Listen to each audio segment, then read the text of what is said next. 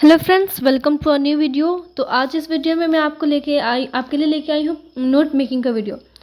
जैसे कि हम सब जानते हैं कि एग्ज़ाम बहुत नज़दीक है। 29 से आपके एग्ज़ाम शुरू होने वाले हैं और हम लोग जो है सेक्शन 2 डील कर रहे थे। सेक्शन 2 बहुत ज़्यादा इंपॉर्टेंट है क्योंकि इसमें 24 मार्क्स के क्वेश्चन आने वाले हैं।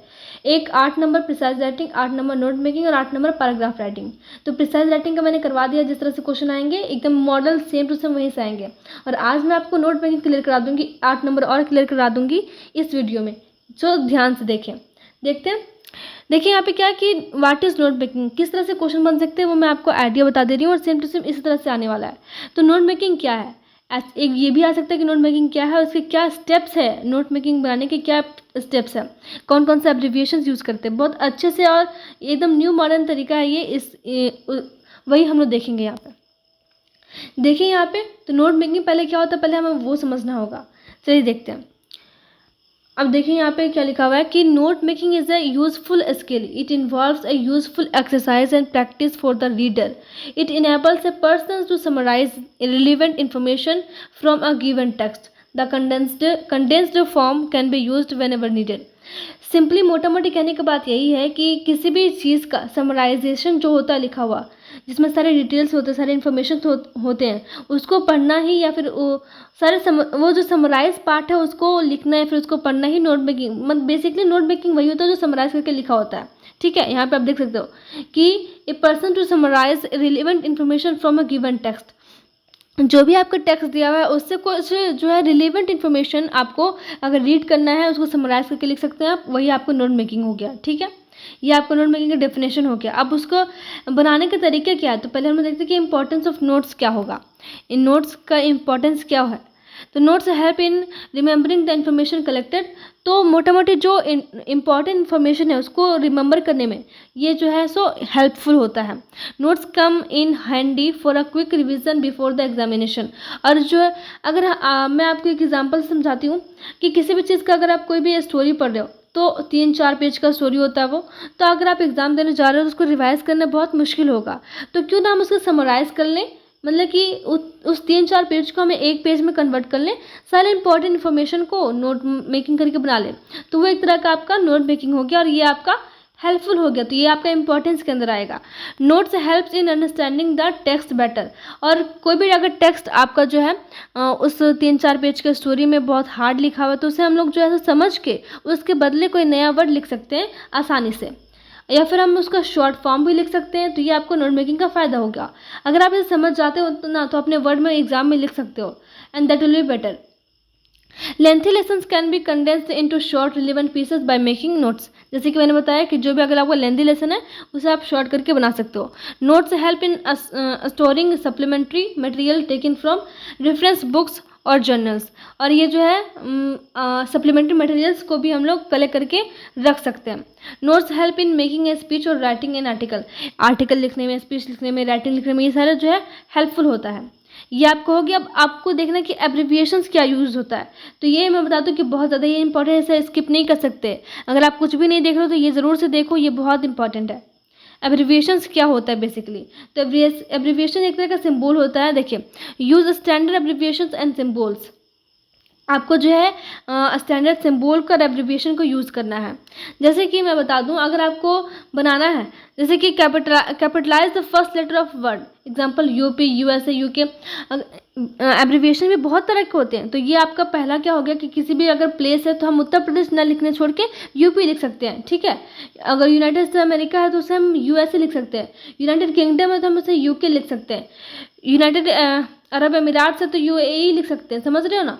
तो ये आपका शॉर्ट फॉर्म हो गया, पढ़ने में आसानी होगा, जल्दी पढ़ सकते हैं, जल्दी समझ सकते हैं, टाइम कम लगेगा। तो ये शॉर्ट नोट टाइप का यहाँ पे हम इसे यूज़ कर सकते हैं। ये एब्रिविएशन हो गया। फिर देखिए क्या है अगला, कॉमन एब्रिविएशन। जैसे कि एससी आप साइंस के लिए यूज़ कर सकते हो, मिस्टर एमआर आप मिस्टर के लिए यूज़ कर सकते हैं, मिस्टर्स आप एमआरएस के लिए यूज़ कर सकते हैं, डॉक्टर के लिए आप डीआर यूज़ कर सकते हो, गवर्नमेंट के लिए जीओबीटी। तो ये सारा आपका मेड है, ये आपका आपने नहीं बनाया, ये आपका पहले से रेडी है।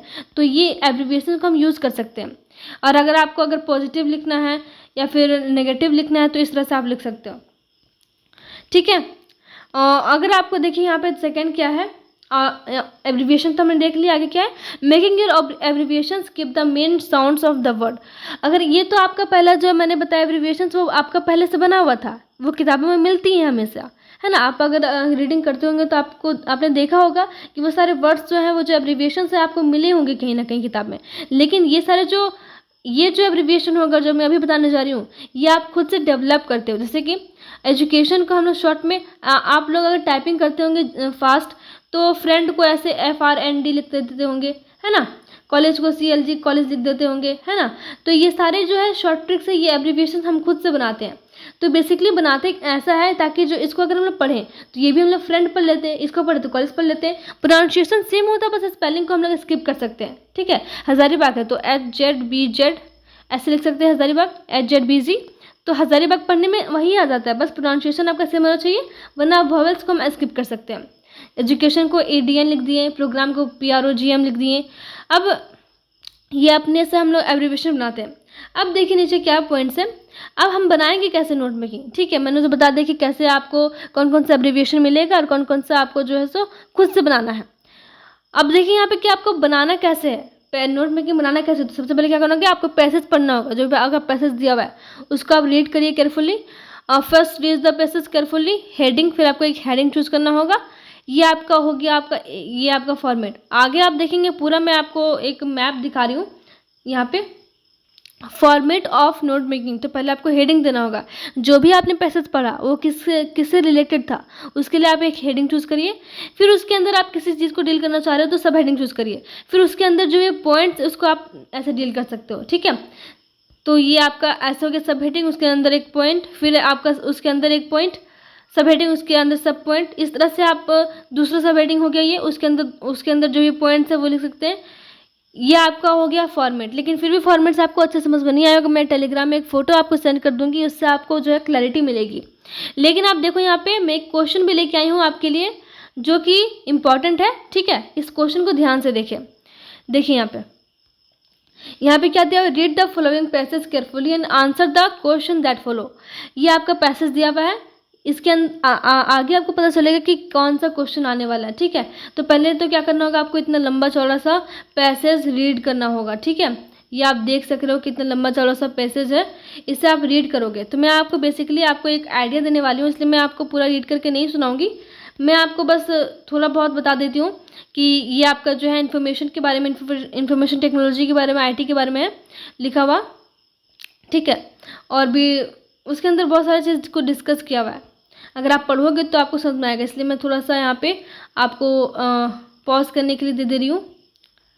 अगर आप स्क्रीनशॉट करना चाहते हो स्क्रीनशॉट कर सकते हो, देख, ठीक है। यहाँ से आप देख लो, information technology and library services are two faces of the same coin in a village setup. एक ही सिक्के के दो पहलू हैं, क्या क्या, IT और लाइब्रेरी सर्विसेज, ठीक है। ये सारे आप देख लो एक बार।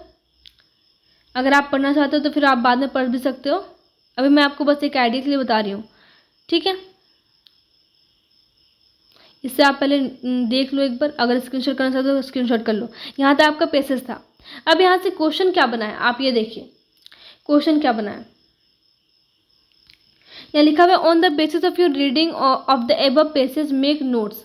क्या बोल रहा है कि आपने जो ऊपर पैसेज पढ़ा उसके लिए आप एक नोट बनाइए, ठीक है। नोट मेकिंग आपको यहीं से आने वाला है।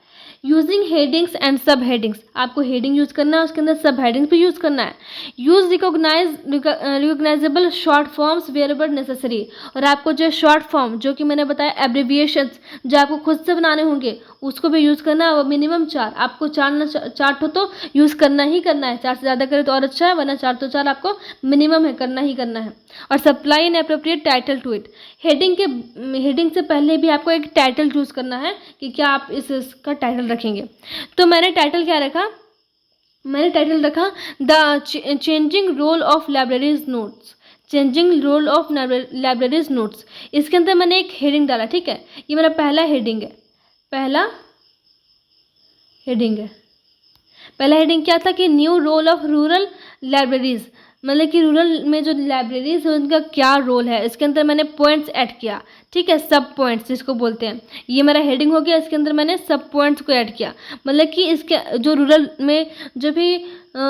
में लाइब्रेरीज बनी हुई हैं, जो भी गांव में लाइब्रेरीज बनी हुई हैं, उनका क्या रोल है, तो उसके मैंने लिखा है to give job related information, जो वहाँ पे बेरोजगार लोग हैं उनको जॉब मिल सकता है, to cater the educational recreational needs, to serve as multimedia centers for literate and illiterate, need for integrated approach to 2.1। ठीक है, यहाँ से ये हो गया। उसके बाद देखिए यहाँ पे मैंने थोड़ा सा इसको मिस कर दिया, यहाँ तक आपका था 1.3, ये आपका हेडिंग नंबर 1 हो गया, हेडिंग 1 हो गया। ठीक है, अब यहाँ से सेकंड हेडिंग है आपका नीड फॉर इंटीग्रेट अप्रोच।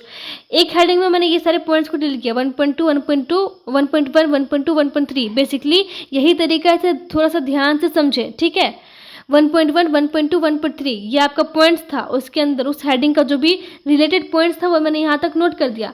अब सेकेंड हेडिंग मतलब कि जो मैं दूसरी बात डील करने चाह रही हूँ वो ये है कि नीड फॉर इंटीग्रेटेड अप्रोच। तो इसके अंदर मैंने ऐड किया 2.1, 2.2, 2.3, 3 पॉइंट्स को मैंने यहाँ पे ऐड किया 2 के अंदर, हेडिंग नंबर 2 के अंदर। तो coordination between education departments and panchayats and amalgamation of adult education with library programmes. फिर थर्ड में स्टेट एंड सेंटर कोऑर्डिनेशन। ये सारा का जो संबंध आपको बताया गया कि कैसे एजुकेशन डिपार्टमेंट और पंचायत में कैसे संबंध बन सकते हैं लाइब्रेरीज से। ठीक है, फिर थर्ड जो हेडिंग मैंने यूज़ किया है वो है सजेशंस फॉर इम्प्लीमेंटेशन। जो मैंने तीसरी बात कही वो मैंने कही सजेशन फॉर इम्प्लीमेंटेशन, मतलब कि हमें और सुधार करने के लिए क्या क्या राय मिलेंगी। तो इसका 3.1, 3.2, 3.4 आ गया, सॉरी 3.3 हो गया यहाँ पे। तो यहाँ पे ये मैंने इसके अंदर 3 पॉइंट्स को मैंने ऐड किए। A library for every 1000 house, employment of local retired personal as librarians to be used as TV, internet, e com centre ETC। मतलब कि जो रिटायर होकर बैठे हुए उनको काम मिल सकता है। Keep in mind availability, affordability, accessibility and sustainability. और जो है हमेशा यहाँ पे अवेलेबल होगा सारी चीज़ें, अफोर्डेबल होगा। जो हम लोग सिटीज़ में जाते हैं, टाउन्स में जाते हैं, उतना एफर्ट करना मुश्किल हो जाता है, तो ये अफोर्डेबल होगा। तो यहाँ तक मैंने आपको हेडिंग लिख के नोट्स लिख के बताया कि कैसे आप नोट्स लिखोगे, पूरा तरीका मैंने बताया है। और यहाँ पे मैंने एक मिस्टेक क्या किया है, मिस्टेक नहीं किया है। देखिए यहाँ पे मैंने आपको बताना मैं भूल गई कि मैंने एजुकेशन को देखिए मैंने शॉर्ट फॉर्म एडू करके लिखा हुआ है, ये एब्रीविएशन मैंने यूज़ किया। लाइब्रेरी को मैंने LIB से लिखा हुआ है, प्रोग्राम को भी PRGM से लिख सकते हो। तो वही मैंने आपको मैं ETC यहाँ मैंने यूज़ किया हुआ है, और रिटायर्ड को RETD लिखा हुआ है। तो वही मैं बता रही हूँ आपको कि इस तरह से टीवी को देखिए यहाँ पे एब्रीविएशन आपको यूज़ करना है, ताकि आपको जो आपका एग्जामिनर पढ़े वो समझ में आया उसको कि हाँ इसने कुछ पढ़ के आया है और कुछ लिखा है। यहाँ पे देखिए एजुकेशन डिपार्टमेंट, ये सारे कुछ मैंने शॉर्ट फॉर्म में लिखा हुआ है। अब जो इसी तरह से देखिए मैं बता रही हूँ आपको टू द पॉइंट, और यही आपका एग्जैक्ट एग्जाम में इसी तरह से आपका मैपिंग रहेगा। क्या रहेगा कि जैसे अगर आपको नोट मेकिंग बनाने के लिए दिया तो ये आपका हाफ पेज या फिर अप्रॉक्स 1 पेज लग जाएगा, तो इतने में आपको 8 नंबर नहीं देने वाला है। इसलिए इसके अंदर एक सब पार्ट भी क्वेश्चन रहेगा। वो क्या रहेगा कि इसी पैसेज का आपको बोलेगा क्या, right a summary of the above passage in about 80 words. ठीक है, इसी पैसेज का आपको एक समराइज लिख करना है, मतलब कि प्रिसाइज जिस तरह से होता था ना उसी तरह से इसको समराइज करना है। ठीक है, तो इसमें बात यह है कि इसमें टाइटल नहीं देना, हमको टाइटल हमें नहीं देना, बस हमें समराइज करके लिख देना है। तो वही हमने अगर समराइज कौन करेगा, जो पढ़ पाएगा खुद से समझ पाएगा तभी तो समराइज करेगा, जो हार्ड वर्ड से इजी कर पाएगा। तो देखिए मैंने यहाँ पे समराइज करके लिख दिया। अगर आप पूरा पैसेज नहीं पढ़ना चाहते हो तो यहीं से आप पैसेज पढ़ के और समझ सकते हो कि बात क्या थी पैसेज में। Rural libraries can provide job related information, cater to educational needs and serve as multimedia centers for literate and illiterate users. Therefore, there should be state and center coordination between education departments and panchayats. Adult education should be librarians. The library can be used as TV, internet, e-commerce, painter. The factors to be kept in mind are affordability, accessibility, and sustainability amalgamated with library programs. I hope कि आपको समझ में आया होगा। फिर भी अगर कोई डाउट हो तो मुझसे कमेंट में पूछ लें। इसके बाद मैं एडवर्टाइजमेंट राइटिंग का लेके आऊँगी वीडियो, फिर एक और वीडियो में लेके आऊँगी आपकी इंग्लिश के लिए, जो कि उसमें ईमेल राइटिंग वगैरह होगा आपका। ठीक है, एग्ज़ाम बहुत नज़दीक है, अच्छे से तैयारी करें। Thank you, bye bye.